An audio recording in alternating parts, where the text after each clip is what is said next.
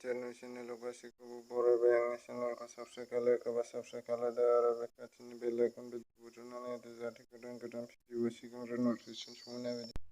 उदालगुरि जिल्लानि सिङाव थानाय न'नाय खलफि जालि बान्ध निरमाल कमिटिआ मैया गासै रायजो राजाफोरखौ लानानै खामानि मावदों। बे न'नाय दैमा खलसि दैमाजों थांनानै गोबां सुबुंफ्रा आबाद आरो लोंनाय दैखौ खहा खालामो।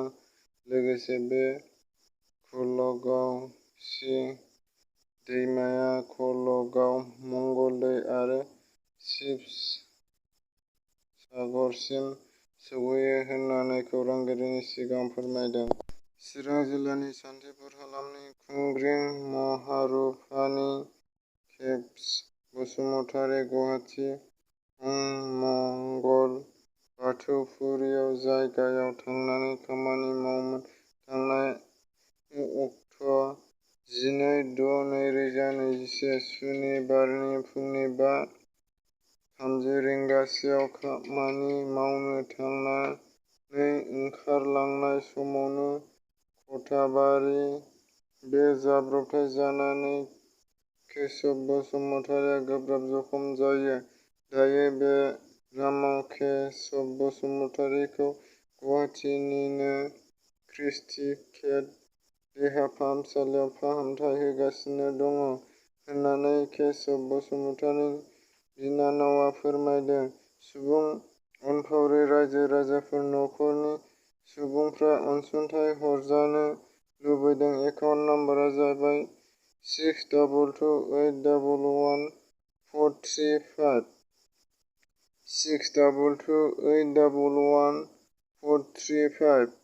एफसि क'डआ जाबाय IDIB 000A187 IDIB 000A187।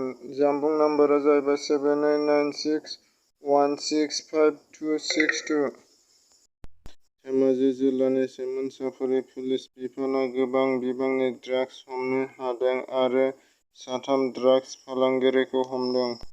चिरां जिल्लानि सान्थिपुराव PCDCनि बेंखनाव थानाय मासबाद सान्थिनिफ्राय थांनाय लामाया जोबोरै गाज्रि अबस्थायाव गोग्लैसोनानै दङ। गासैबो लामाजोंनो गंब्रै गामि सुबुंफोरा हान्था मेला खालामो। बे जायगानि थागिबि सुबुंफोरा दुखु फोरमायदों दि 7 बोसोर बे जायगानि सुबुंफोरा BPF सरकारनिफ्राय जेबो अनसुंथाइ मोनाखै होननानै फोरमायदों। बेनिखायनो दानि गोदान बिटिआर सरकारनि बिसोर खावलायदों दि बे खावलायनाय सरकारा नायफिनो होननानै। लाइमोनफोरनि गावखौ जिउ फोजोबना लानाय बांनायनिफ्राय बांगासिनो। बे समाव क'क्राझार जिल्लायाव हप्ता मोनसे जायैयावनो फिन मोनसे सोमोनांथाव जाथाय। क'क्राझार थानानि बेन्दोंआव थानाय बिसमुरियाव पस्टनि सिङाव मोनसे जाथाय। सासे बर' लाइमोन एबा हिनजावसाया मोनाबिलि समाव नखराव रावबो मिन्थिस्लाबै गावनि आगोमा जिउखौ गोदोनायाव देवलों लागायनानै फोजोबनानै लादों। खौरांआव मोन्नाय बायदिब्ला नखराव जेबो दावराव दावसि जायाखैमोन होननानै फोरमायदों। बे जाथाय जानाय जायगायाव पुलिस बिफानआ सौहैबाय आरो जाथायखौ दासिमबो मा जाहोननि थैखो मिथिनो मोननाय जायाखै। गोसोआव नाजानाय थायोब्ला जाफुंसारै बाथ्रा फैया। थिग बेबायदिनो उदालगुरि जिल्लायाव थानाय डिमाकुसि खारिबारि गामियाव अनसुमा बर' बिथाङा गोब्राब नाजानायनि गेजेरजों रावनिबो रांखावरि हेफाजाब मोनालासिनो बोरमा फिसिनानै इयुनाव जानो हानाय गावनि नखरखौ सामलायदों।